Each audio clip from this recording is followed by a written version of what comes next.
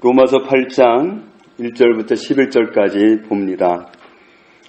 그러므로 이제 그리스도 예수 안에 있는 자에게는 결코 정죄함이 없나니 이는 그리스도 예수 안에 있는 생명의 성령의 법이 죄와 사망의 법에서 너를 해방하였음이라.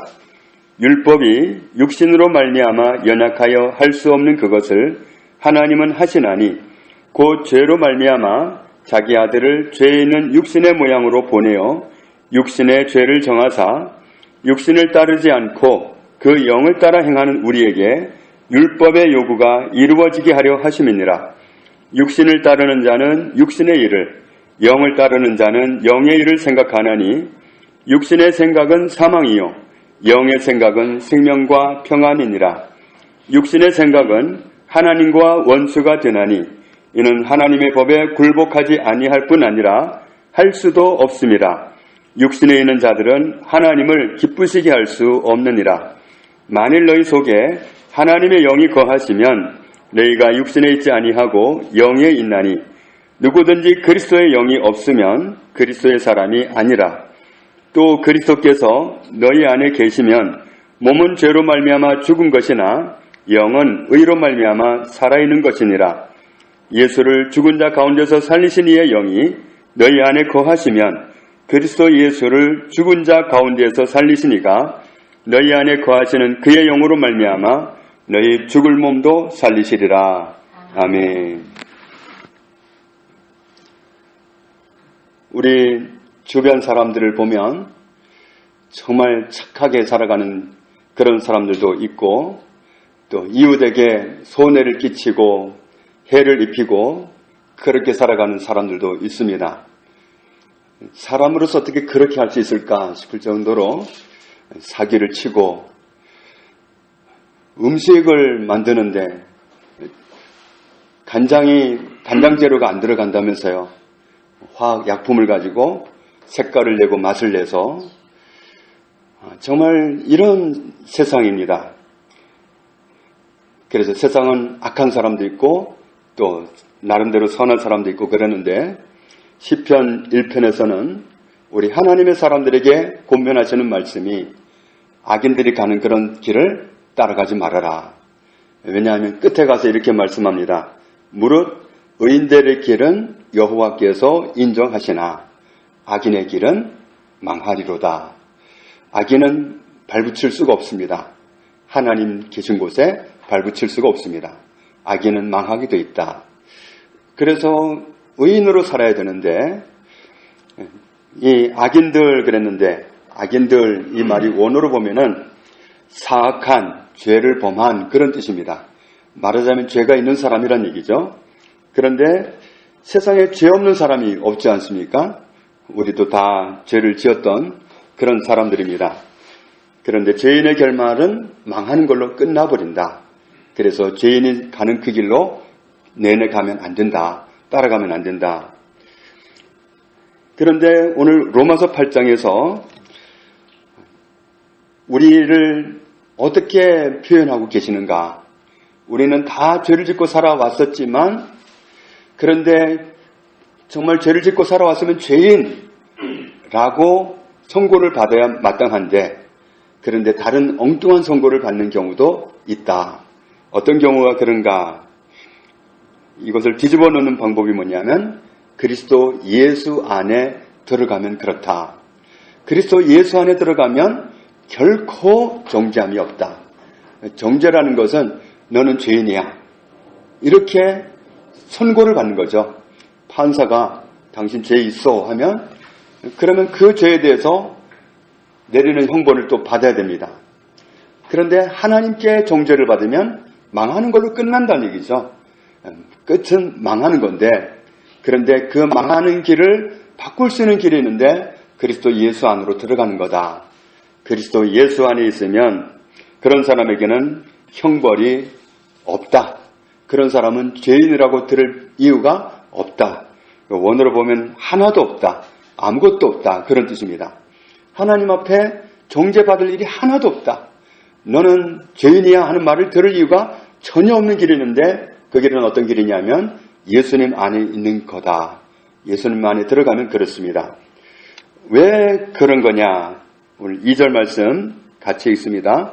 이는 그리스도 예수 안에 있는 생명의 성령의 법이 죄와 사망의 법에서 너를 해방하였습니다. 아멘. 왜 그러냐? 왜 그리스도 예수 안에 들어가면 정죄를 안 받느냐?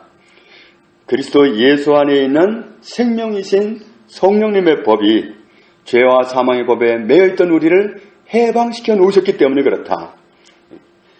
우리를 죄와 사망에서 벗어나게 하신 것은 우리의 죄를 지고 희생양이 되신 예수 그리스도 때문입니다.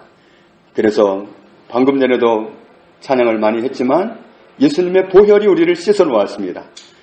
우리를 위해서 피 흘려 죽으심으로 우리 죄를 씻어 놓으신 예수님, 그 예수님 안에 들어가면 정죄받을 일이 없다.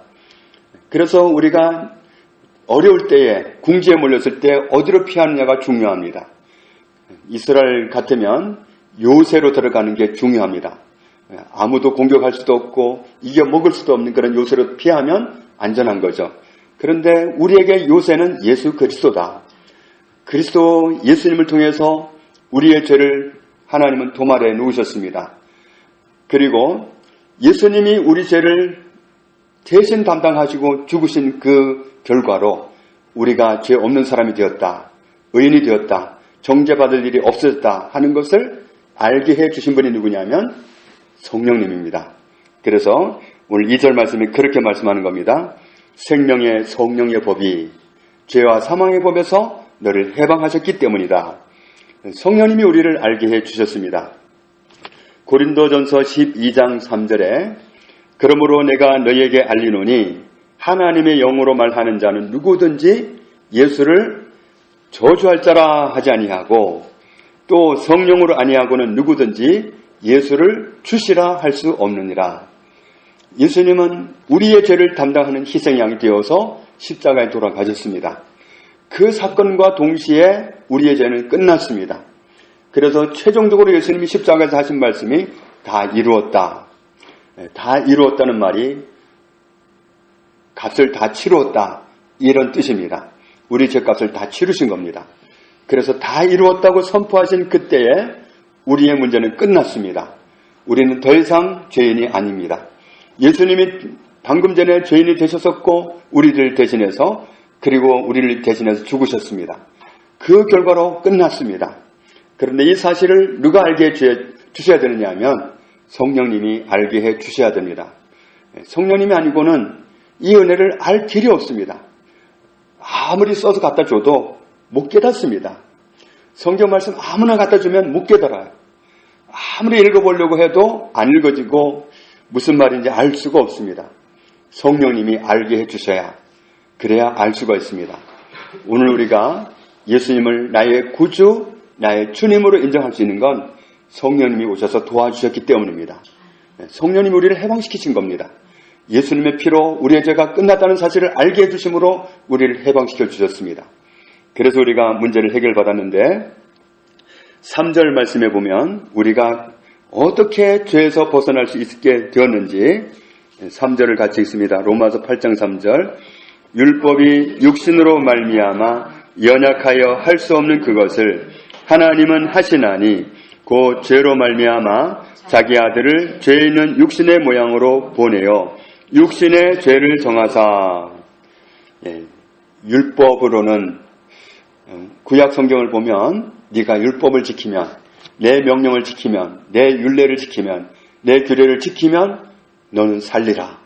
너는 모든 약속한 복을 다 받으리라. 그렇게 말씀을 하셨습니다. 그러나 알고 보니까 율법은 지켜낼 수 있는 게 아니었습니다. 타락한 사람은 율법을 지킬 능력이 없습니다. 그래서 죄를 아무리 이기고 싶어도 정말 어떤 얘기 들으면 그냥 화가 저절로 치밀어 오르는 사람 있잖아요. 그건 본인이 상처가 있어서 그렇거든요. 그래서 그런 상처를 해결받지 않으면 저절로 올라와요. 이겨낼 능력이 없습니다. 안 그래야지. 안 그러려고 해도 이게 되지를 않아요. 죄를 이길 능력이 없습니다. 죄를 이길 능력이 없기 때문에 하나님이 해결해 주셨다. 하나님이 어떻게 해결해 주셨느냐?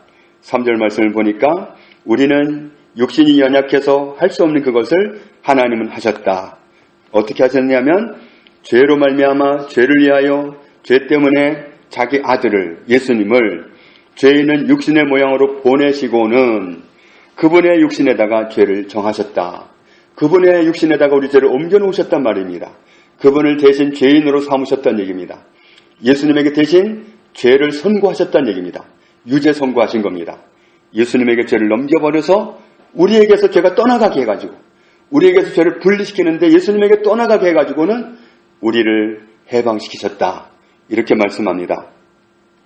이제 예수님을 통해서 우리는 죄 문제를 해결받았습니다. 우린 해방되었습니다. 그렇기 때문에 그리스도 예수 안에 있는 사람은, 예수를 믿는 사람, 예수 안에 있는 사람은 결코 정죄받을 일이 없습니다. 오늘 약속하신 말씀, 선포하신 하나님의 말씀에 그리스도 예수 안에 있으면 결코 정죄받지 않습니다. 그렇기 때문에 죽음을 앞에 두게 되면 많은 사람이 두려움에 사로잡힙니다. 내가 천국에 갈 수 있을까? 내가 무죄 선고를 과연 받을까? 이게 정말 얼마나 쿵쿵거리고 두려운 일인지 이게 정리가 되지 않으면 굉장히 어렵습니다. 그래서 오늘 말씀합니다. 그리스도 예수 안에 있는 자에게는 결코 정죄함이 없다. 내가 그리스도 예수 안에 있으면 정죄받을 일이 없습니다. 자, 그런데 그럼 정죄받을 일이 없는 사람이라면 나는 의인이 아닙니까? 우리는 의인입니다. 하나님은 우리를 의인으로 보십니다. 그래서 우리는 의인인데 어떻게 살아야 될까 앞으로? 예수님을 통해서 죄 문제를 해결받았고 그런 사실을 성령님을 통해서 알게 되었고 그래서 나는 자유하다는 사실, 하나님 앞에 나아갈 때 이제는 아무 거리낌이 없다는 사실, 정죄받을 일이 없다는 사실을 알았습니다. 그러면 이런 나는 이제는 이 세상을 사는 나머지 날 동안 어떻게 살아가야 할까? 이것이 우리의 중요한 문제입니다. 어떤 분들은 그런 충동을 받습니다. 로마서 6장에 있는 말씀처럼 하나님은 우리에게 어떻게 하셨느냐? 아니 우리가 못되게 굴지 않았느냐? 우리가 죄를 지었는데 하나님 우리에게 은혜를 베푸셨다. 그 못된 행실을 하고 살아온 우리한테 그냥 사면, 용서 이렇게 은혜를 베푸셨다. 그러니까 앞으로도 죄 짓고 살아도 되지 않겠어? 이렇게 생각한다. 그런데 로마서 6장 2절 말씀은 이렇게 말씀합니다. 그럴 수가 없다. 또 죄 가운데 거한다고? 이제는 죄에 대해서 죽은 우리가 여전히 죄에 거한다고? 그럴 수 없느니라. 우리는 그럴 수가 없습니다. 이제는 죄에서 해방된 사람이고 문제를 벗어난 사람이기 때문에 더 이상 죄인으로 살아갈 수가 없습니다. 왜냐하면 우리는 의인이기 때문에 의인으로 사는 겁니다. 의인이기 때문에 의인의 삶을 살아야 맞는 거지. 의인이 됐는데도 불구하고 여전히 과거의 죄인으로 살겠다. 이건 좋은 선택이 아닙니다.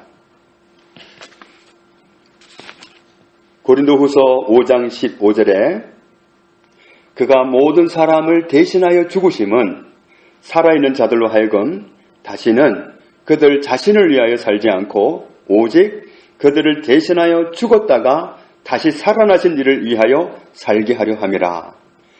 정말 예수님 때문에 구원받았다. 예수님 때문에 하나님 앞에 정죄받을 일이 없어졌다. 예수님 때문에 영생을 얻었다. 이제는 천국 시민이다. 이 사실을 정말 받아들인 사람이라면 그런 사람은 누구를 위해 사느냐면 더 이상은 자기를 위해 살지 않고 나를 살려주시기 위해서 죽으셨던 예수님을 위해 산다. 예수님 위해서 사는 방향으로 꺾어지게 되어 있습니다. 나를 정말 죽을 수렁에서 건져준 의인이 있다면 그 사람을 평생을 기억할 겁니다. 그런데 우리가 정말 영원히 살게 해주셨는데 하나님 앞에 정죄받으면 끝장입니다. 시편 1편 6절에 의인의 길은 여호와께서 인정하시나 악인의 길은 망하리로다. 망하는 걸로 끝나게 되어 있는 우리를 해방시켜 주셨단 말이죠. 영원히 살게 해주셨단 말이죠. 이런 은혜를 입은 우리가 이제는 어떻게 살 거냐? 이제는 주님을 위해 사는 겁니다. 나를 위해 살지 않고 나를 살려주시기 위해서 죽음에 뛰어드셨던 그 고마우신 예수님을 위해서 사는 것, 그것이 주님이 우리에게 기대하시는 바입니다. 로마서 8장 4절을 보면 의인이 된 사람은 이렇게 살아야 된다. 이제부터는 무엇을 따르지 않느냐 하면 육신을 따르지 않는다. 이제는 육신을 따르지 않고 무엇을 따른다고 그랬죠? 영을 따른다. 육신을 따르면 율법을 아무리 지키려고 해도 지켜갈 수가 없지만 영을 따르면 율법의 요구가 이루어진다. 율법을 다 지키는 사람이 된다. 이렇게 말씀합니다. 아모스에 있는 말씀을 보면 이런 말씀이 있습니다. 하나님께서 알지 못하는 왕이 있다. 하나님이 알지 못하는 왕이 있을까요? 없죠. 그런데 그 말씀은 무슨 말씀이냐 하면은 하나님이 아무개를 왕으로 세우라고 안 했는데 사람들끼리 왕으로 세운 거예요. 그런 경우에 나는 그 왕을 모른다. 내가 세우지 않았다는 얘기죠. 그렇게 되면 곤란을 겪을 수 있습니다. 예를 들면 결혼도 그래요. 우리가 정말 하나님을 잘 알고 정말 거듭나고 구원받은 삶을 정말 온전히 쫓아서 이렇게 잘 우리가 어린 시절부터 교육을 받았더라면 좀 결혼도 더 잘했을 것 같아요. 그런데 알지 못할 때는 알지 못하는 수준에서 내 육신의 그 감각, 내 수준으로 사람을 선택한단 말이죠. 그러면 어떤 면에서는 하나님이 알지 못하는 결혼이 될 수 있습니다. 그러면 우리는 많이 어려워질 수도 있죠. 그럼 이게 끝인가? 하나님은 그렇게 말씀하시지 않습니다. 이제부터라도 우리가 어떻게 살아야 되느냐? 이제부터의 삶이 중요합니다. 내가 정말 하나님 앞에 나갈 때 정죄받지 않을 그리스도 예수 안에 있는 사람이라는 사실을 확인했다면 내가 정말 하나님 앞에 의인이라는 사실을 예수님 때문에 만들어진 의인이라는 사실을 인정한다면 의인의 삶을 살아야 되는데 어떻게 의인의 삶을 살아가느냐? 내가 노력해서 최선을 다해서 살아가는 건 의인의 삶을 살 수가 없습니다. 내가 아무리 머리를 짜고 아무리 내가 최선의 생각을 한다 해도 우리는 그렇게 할 수가 없습니다. 로마서 8장 4절은 이렇게 말씀합니다. 육신을 따르지 말고 육신적으로 뭘 해보려고 하지 말고 이제부터는 영을 따르라. 이제부터는 영을 따라가는 삶으로 방향을 바꿔야 됩니다. 그러면 하나님이 개입하기 시작합니다. 내가 육신적으로 뭘 해보려고 할 때 이게 안 풀리는 거예요. 그때는 갈등만 일어나고 나는 수고는 많이 하는데 그 결과가 뿌리만큼 오지를 않습니다.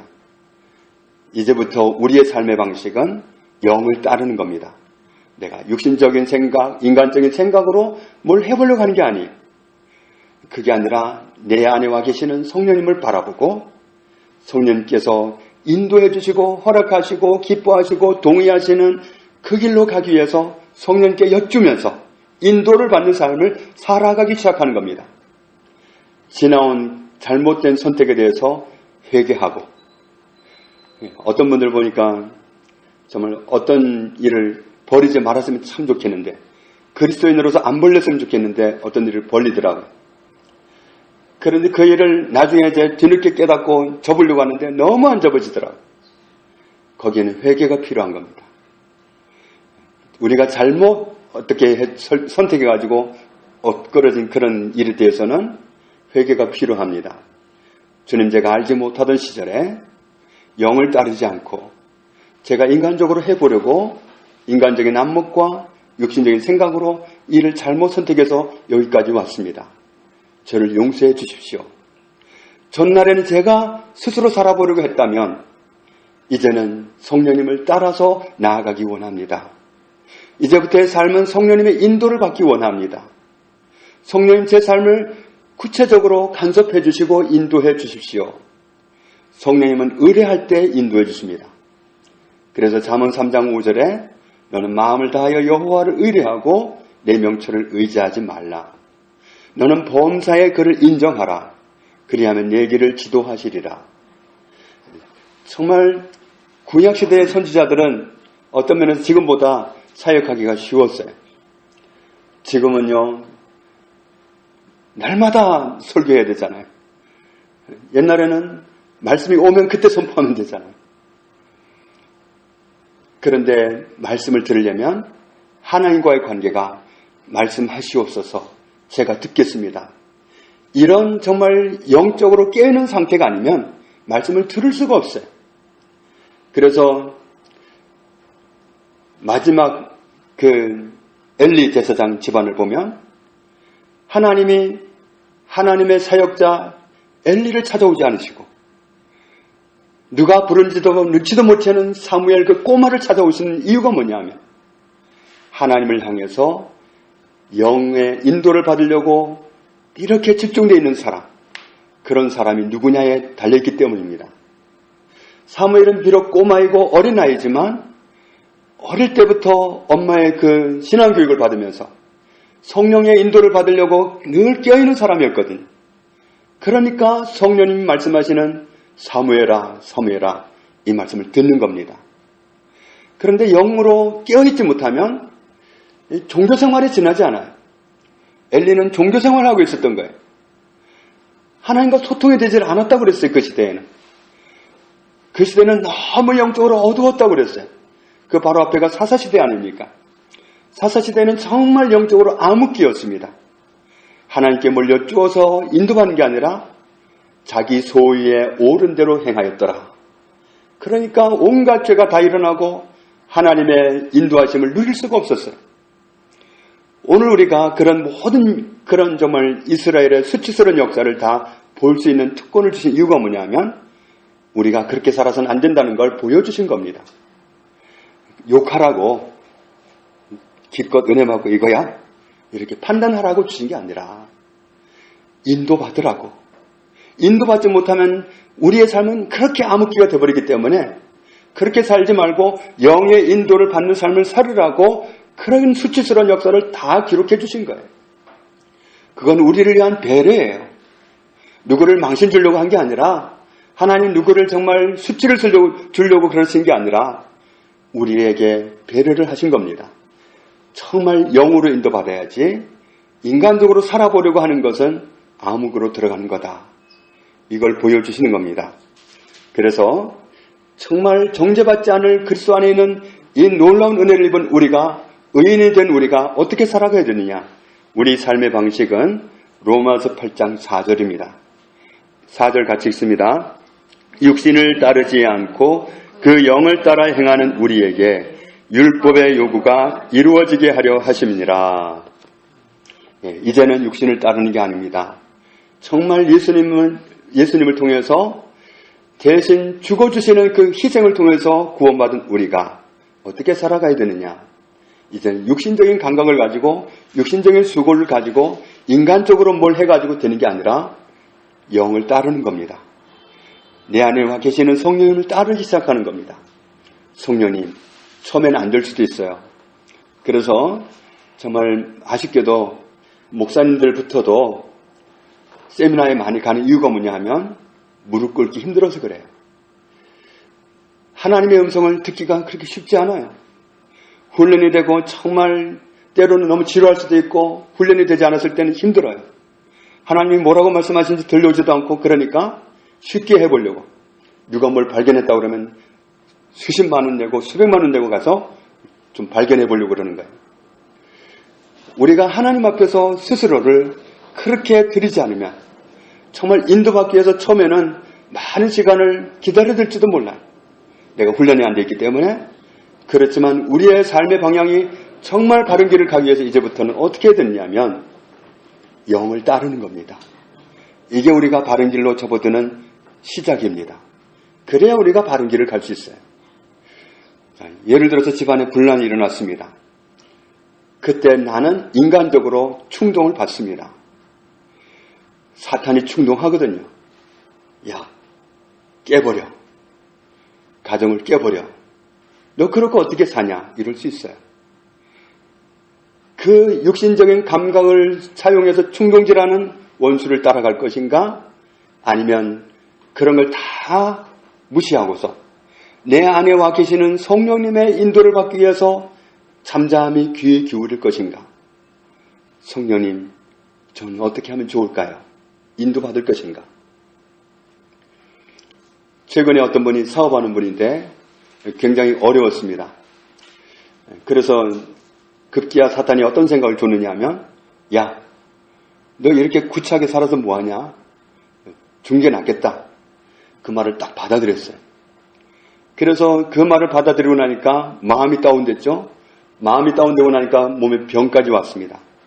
정말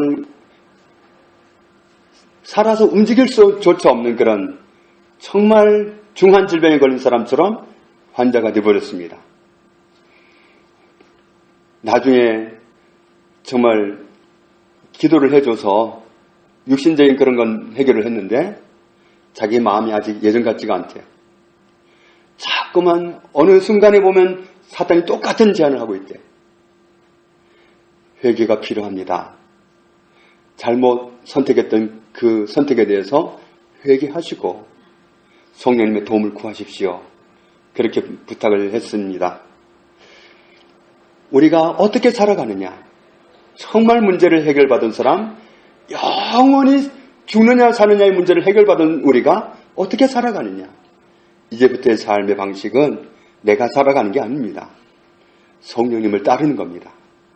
그래서 성령님을 따르려면 우리는 자꾸 말하는 것보다는 들으려고 해야 돼요.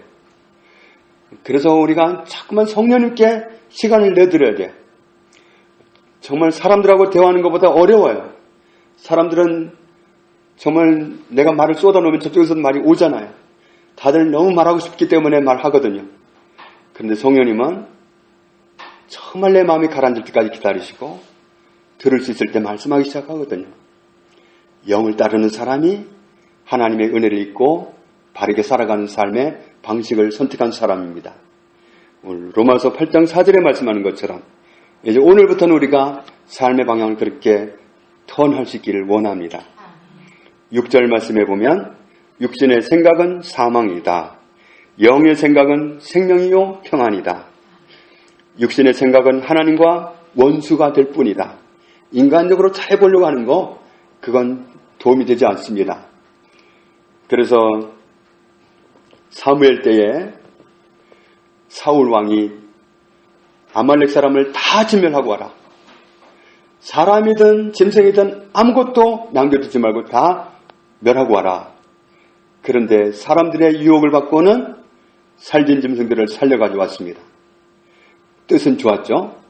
이 아까운 짐승을 하나님께 드리면 하나님이 얼마나 기뻐하실까. 그건 반대 생각이었습니다.